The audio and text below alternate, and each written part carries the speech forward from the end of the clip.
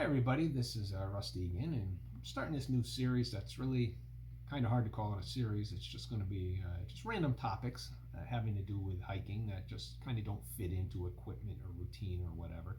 Just whatever strikes me or somebody asks me to do a video on. So today I'm going to be talking about hiking and health. Now, whenever you have a YouTube video in which you talk about health matters, it's important to have the disclaimer. This is my opinion and my personal experience. It's not intended as health or medical advice suitable for anybody else. You should always be responsible and sensible, and always consult with your doctor before you undertake any strenuous activity or change or health routine, or do something such as long distance hiking. That said, I don't really think I'm going to be saying anything that would be taken as medical advice, but just in case, let's make sure that you don't take me the wrong way here. So first I want to look at a case study. This I read about actually in a magazine. It was an online article, probably a print magazine also. I was actually out on the trail when I read it. It caught my eye. I was taking a break. And it was about a long distance hiker who was a highly fit individual, and he decided to perform an experiment. He was associated, I guess, with some group, academic institution or something, where they could measure fitness, and this was just not a whim of just some bum off the street doing this. So they measured his fitness before and after the hike, and as I said, he was a very fit individual to begin with. And then they took those same measures after the hike, and his overall fitness was actually worse after the hike. And this was in a cardiovascular measurements. And I happened to mention this to another hiker when I was out there, and this hiker, not having even seen the article, was highly critical. It was ridiculous. The guy must have had some history of heart problems. Don't. It's just one data point. Don't make anything of it. I'm like, dude, yeah, I know it was one data point. I was just mentioning that this phenomenon happened in this case.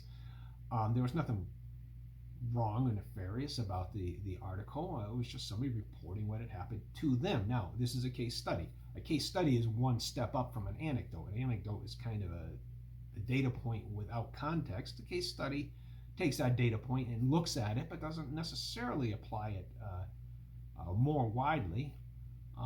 It could apply more widely once we understand it and see if the case study conditions apply to us. But there's actually a simpler explanation in my mind, thinking about it, is, if you take any measurement, any human biological measurement, even something as simple as height, weight, cardiovascular capacity, blood sugar measurements, anything like that, in the population as a whole, it's typically going to look like this, like a bell curve. And if you're going to undertake any kind of activity and you're already extremely fit, let's say this person measured, we'll call to the right being fit and to the left being not so fit. And if this person was way to the right, around the 3 sigma level here, there's really not a lot that they can do to improve. I mean, if they're going to, hiking is subjecting your body to stresses. And if you don't have much room to improve, I mean, if your blood sugar's at HbA1c of 4.9, for example, it's probably not going to get better than that just because you went out and hiked.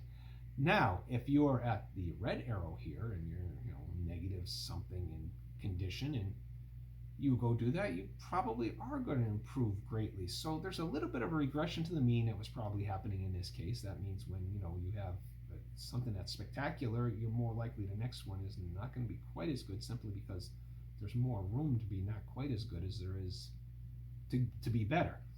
And if the middle of this bell curve was the average American, they're really not particularly fit. So I think 90% of people who go out and hike are probably going to benefit in some health related way, whether it's weight or cholesterol, whatever. But what on this case study they had determined was that this healthy individual was eating a standard hiker diet out on the trail. And if you've been eating particularly healthy, whether you agree with vegans or not, I think that's probably healthy in the sense that it's whole foods. It's not junk food. And I see them sticking to that diet out there. They're probably okay. But if they started to eat junk food, yeah, they would probably move to the left. But somebody who is kind of not in the greatest of shape, maybe the exercise will improve things, especially if the diet that they have out on the trail pretty much resembles the diet they have in their everyday life anyway. But the bottom line, I think, for the highly fit individual or somebody who's really watching their health and eating whole foods and whatever dietary lifestyle works best for them, is that they're not going to out hike a bad diet. Okay, so there's the bottom line there. So that kind of brings up the question here is, do we hike to get healthy, or do we get healthy to hike? I'm going to be shedding some light on that, maybe. I guess I'm not going to be answering it directly, but it's just something to keep in the back of our mind as I talk. And of course, we could be like this little guy here, and just this was just a great poster I saw at the Stumble Inn, I think in Virginia. It was one of the hostels I stayed at, and I just love the poster, even though that's not how I live, and I had one pizza in 41 days, I have to admit, but typically I don't eat pizza at all. So what I'm going to do is talk about 3 case studies of myself. So here's a kind of little literary excerpt. I used to write very intense trail journals, something I just stopped doing, but this was actually from 2006, so keep in mind this was 16 years ago. I was 48 at the time. 5:30 came soon enough. A figure crawled out of Mike's tent, unable to stand. On hands and knees, it made its way to the nearest tree in order to haul itself up. Once standing, I was able to feel human again. Well, what had happened was I was out hiking with my good friend Mike, known him for nearly 60 years now, my sister-in-law Laura, and my son Craig. And at one point, this was in Connecticut, just went up a hill, and I was huffing and puffing because my pack was actually very heavy. And I happened to drop one of my trekking poles, and I bent over to pick it up, and suddenly I wrenched my back. It turned out to have been actually a herniated disc. Just that one little motion was the straw that broke Rusty's back. I mean, it was bound to happen, I'm sure. I actually did feel a little bit of twinge earlier before we even started the hike. I soaked my back in this cold stream as much as I could, and I exchanged actual packs with my sister-in-law. Craig and Mike went on ahead to claim a camping spot, and Laura and I stayed behind, and we swapped packs, and bless her, she's very petite, yet she carried my 45-pound pack, and I carried her 20-something pound pack until we got to the camp. And from there, it stiffened up overnight, and I had this experience of not even feeling like a human being until I was able to stand up. And when I was standing, I was actually okay. It was just a little tougher getting up. So there's a bottom line here, just in general, conditioning and pack weight counts and conditioning counts. So my next experience, I've told this story before. It's actually how I got my trail name of Bad News, or at least it got cemented. And I have another video on that. I'll put a link to that also in the description. But this was in 2018. I had the misfortune of having perfect hiking weather. You can see this weather right here. This is actually the top of Mount Washington, and I did not take that train up to the top. I actually hiked up to the top, and the bad fortune I had was that it was 50 degrees and sunny, and we had maximum visibility that day, and we also had maximum second-degree sunburns that day. That was the time that I had to stop my hike early. The blisters just got bigger and bigger and bigger. So the bottom line on this particular health episode is just understand the conditions you'll be hiking in and prepare for them. Now, I knew I should have had sunblock on. I just plain forgot, the excitement of being out there. But that's not something to take lightly. If you're going to be above tree line for any amount of time, and on the Appalachian Trail, that will happen on occasion, and you're so used to being in the trees and not even worrying about being out in the sun that when you are out in the sun, sometimes it's easy to forget how critical that can be. So the third incident is actually a series of incidents, and this is actually very, very serious. I went hiking with Craig and Rosemary, and you see her in this picture, in Vermont. And I'll tell you, I felt like crap that first day. I felt like the dog looks like she must have felt there. This was our first night at camping. And I just felt horrible. And I remember thinking, maybe I just don't like hiking anymore. Maybe it's just not my thing. I mean, I was ready to give up hiking. I felt so terrible. And it wasn't like I felt, sick before then or anything like that. It's not like I had a cold or sniffly nose or anything. So I just marked that down as an incident. Well, the second incident, Craig and I went out to the Grand Canyon. This was a couple years later. And we were down on a plateau, and I started feeling very depressed, claustrophobic, if that's believable when you're out on a plateau of the Grand Canyon, which is about as wide open a space as you can get. I started getting signs of a migraine. We really were afraid that I was breaking down, that I had overheated or something, because that's easy to do in the Grand Canyon. The Grand Canyon is a desert, as one of the other hikers told me. And it passed after 5 days. It was an uncomfortable time for Craig because he had to actually look after me. It's where he invented the CHRM, the rehydration method.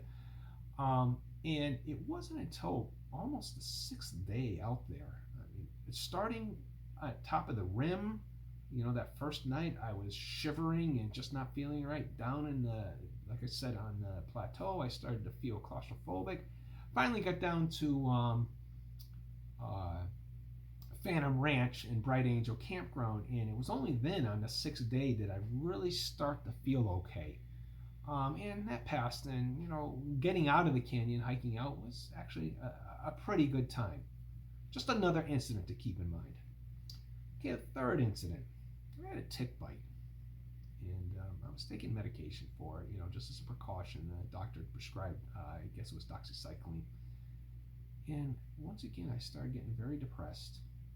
I'm so depressed that I asked Gene, who was a manager who sat right next to me at work, just to keep an eye on me. He's like, I don't understand what's wrong, but I'm feeling really down, and I just need somebody to just keep an eye on me once in a while.